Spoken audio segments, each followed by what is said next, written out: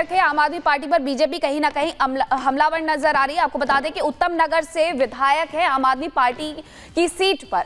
अब उन्हें लेकर के ये आरोप लग रहे हैं कि उन्होंने गैंगस्टर सागवान के साथ मिलकर के वसूली रैकेट चलाया है। आम आदमी पार्टी पर बीजेपी हमलावर है तो दूसरी तरफ आम आदमी पार्टी अपनी सफाई भी पेश कर रही है। पूरा मामला इस रिपोर्ट में देखें।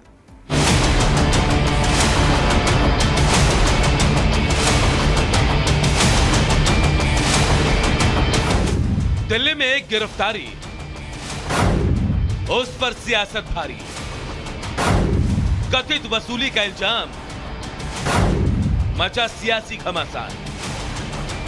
दिल्ली में कथित वसूली का आरोप दोपहर से शुरू हुआ और शाम आते आते नरेश बालियान को क्राइम ब्रांच की टीम ने गिरफ्तार कर लिया।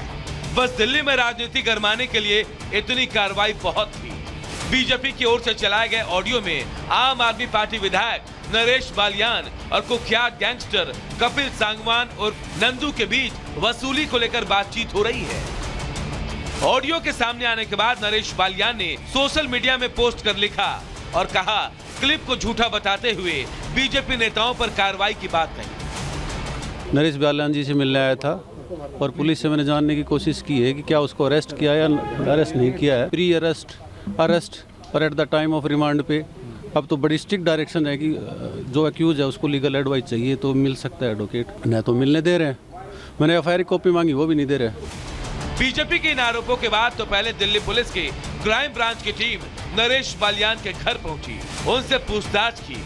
इस पूछताछ के बाद ही नरेश बालियान को गिरफ्तार कर लिया गया। हम क्राइम ब्रांच के दफ्तर, उसी दफ्तर पे मौजूद हैं और यहाँ अंदर नरेश बालियान भी मौजूद है जिनको क्राइम ब्रांच की टीम ने गिरफ्तार कर लिया है। और गिरफ्तारी आपको बता दें कि 2023 के एक्सटॉर्शन मामले में यहाँ पर तय की गई है। आपको ये भी जानकारी दें, नरेश बालियान और एक गैंगस्टर का ऑडियो लगातार ही वायरल बताया जा रहा है। उसी ऑडियो के आधार पर यहाँ पे क्राइम ब्रांच की टीम उन्हें पूछताछ करने के लिए बुलाती है, उसके बाद उनको गिरफ्तार कर लिया जाता है। हालांकि इस गिरफ्तारी से पहले ही बीजेपी और आम आदमी पार्टी के बीच सियासी तलवार टकराने लगी थी, लेकिन बाद में हमले और तेज हो गए। दिल्ली के न्यायपालिका के आदेश को न मानते हुए भारतीय जनता पार्टी ने फिर से उसी ऑडियो क्लिप को चलाकर नरेश बालियान और आम आदमी पार्टी को बदनाम करने की कोशिश की। नरेश बालियान को गिरफ्तार कर लिया गया है बेबुनियाद मामले में, बिना किसी आधार के, बिना किसी साक्ष्य के। आम आदमी पार्टी के विधायक नरेश बालियान का जो ऑडियो सामने आया है उससे स्पष्ट होता है कि वो गैंगस्टर्स के साथ मिलकर एक्सटॉर्शन रैकेट चला रहे थे। उत्तर नगर के जो प्रतिष्ठित लोग थे उनका नाम टिप्स रूप में देते थे और उनको धमका के पैसा वसूलने का काम करते थे। और ये ऑडियो पब्लिक डोमेन में सोशल मीडिया पर वायरल है। जांच एजेंसी अपना काम कर रही है, लेकिन ऐसे अपराधी जो जनता ने जिनको चुनकर भेजा लेकिन वो अपराध में लिप्त है, जनता को लूटने का काम कर रहे हैं, कानून के खिलाफ कड़ी से कड़ी कार्रवाई करे। फिलहाल पुलिस ऑडियो के आधार पर पूरे मामले की छानबीन कर रही है। नरेश बालियान तो गिरफ्तार कर लिए गए हैं, लेकिन मामले में आम आदमी पार्टी और बीजेपी के बीच जंग अभी शुरू हुई है। देखना होगा कि इस पर सियासी पारा और कितना ऊपर जाता है। Bureau report, Republic Bharat.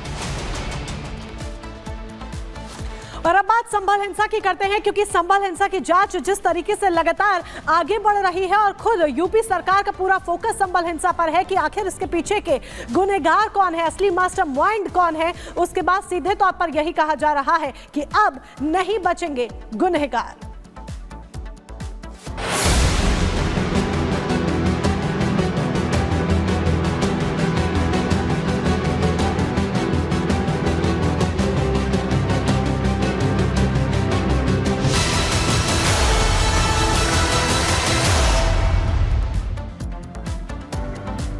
तो आपको बता दें, संभल हिंसा की जांच अब न्यायिक आयोग की टीम करेगी। 3 सदस्यीय टीम का गठन कर दिया गया है जो कि संभल पहुंचकर आयोग जांच करेगा कि आखिर इस हिंसा को किसने भड़काया, कैसे कैसे क्या क्या हुआ। 2 महीने का पूरा समय दिया जाएगा। इस 2 महीने में न्यायिक आयोग की टीम को अपनी रिपोर्ट सौंपनी होगी।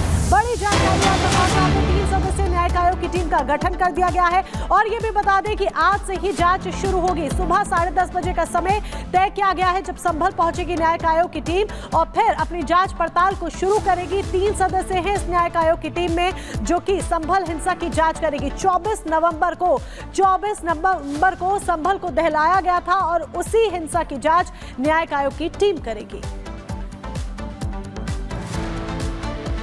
तो ये 2 तस्वीरें फिलहाल हम आपको दिखा रहे हैं आपकी टीवी स्क्रीन पर। इस वक्त ये 2 तस्वीरें हैं। ये देखिए किस तरीके से संभल में हिंसा होती है। न्यायिक आयोग की जांच आज 10:30 बजे टीम शुरू करेगी और दंगाई अब एक एक कर बेनकाब होंगे। हालांकि कई सीसीटीवी वीडियो जिस तरीके से सामने आए हैं, तीसरे कैमरे में, तीसरी आंख में ये दंगाई बेनकाब हुए हैं क्योंकि उनके चेहरे एक एक कर सामने आते जा रहे हैं। जैसे जैसे कैमरा क्लोज होता जा रहा है, दंगाई एक्सपोज होते जा रहे हैं और ऐसे में अब इस जांच को और ज्यादा आगे अंजाम देगी न्यायिक आयोग की टीम जो कि अपनी डिटेल्ड रिपोर्ट 2 महीने में सौंपेगी। तो देखिए सवाल बड़ा है कि संभल में आखिर हिंसा कैसे हुई। संभल में जो हिंसा है उसके बाद वहां पर इतने बड़े बड़े पत्थर कैसे आए, कैसे वहां पर दंगा भड़का। इन्हीं तरह तमाम सवालों के जवाब के लिए न्यायिक आयोग की जो टीम है, जांच टीम है, वो आज पहुंचेगी, लगातार छानबीन करेगी, आसपास के लोगों से सवाल जवाब भी होंगे और ऐसे में बारीकी से हर तथ्य तक पहुंचने का प्रयास किया जाएगा ताकि पता लग सके कि आखिर इस हिंसा को भड़काने वाले कौन थे और उद्देश्य इसके पीछे क्या था, किसने लगातार इस तरह के माहौल को बनाने के लिए आगे कदम उठाया। इस रिपोर्ट में देखिए।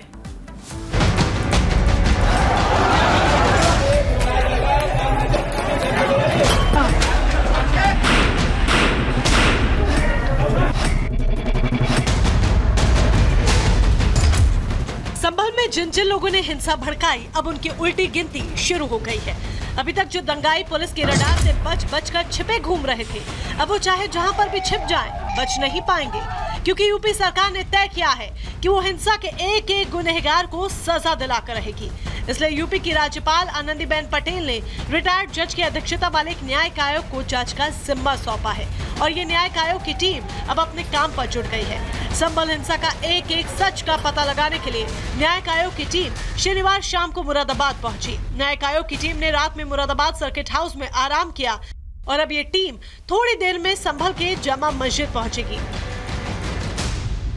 संभल की जामा मस्जिद पहुंचकर न्यायिक आयोग की टीम 6 बिंदुओं पर अपनी जांच करेगी। ये 6 बिंदु ऐसे होने वाले हैं जिससे हिंसा के पीछे का पूरा राज खुल जाएगा और इसीलिए न्यायिक आयोग की जांच की बात जब से सामने आई है, हिंसा में शामिल रहे एक एक दंगाई डरे हुए हैं। तो जिन 6 बिंदुओं पर न्यायिक आयोग की टीम जांच करने वाली है उसमें सबसे पहला बिंदु है, हिंसा अचानक हुई या सुनियोजित थी।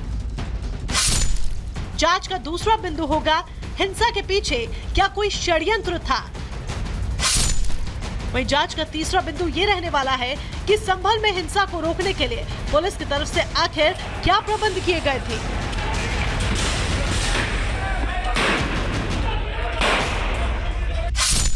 वहीं जांच के चौथे बिंदु के तहत न्यायिक आयोग की टीम ये जानने की कोशिश करेगी कि हिंसा किन कारणों और किन हालातों में हुई।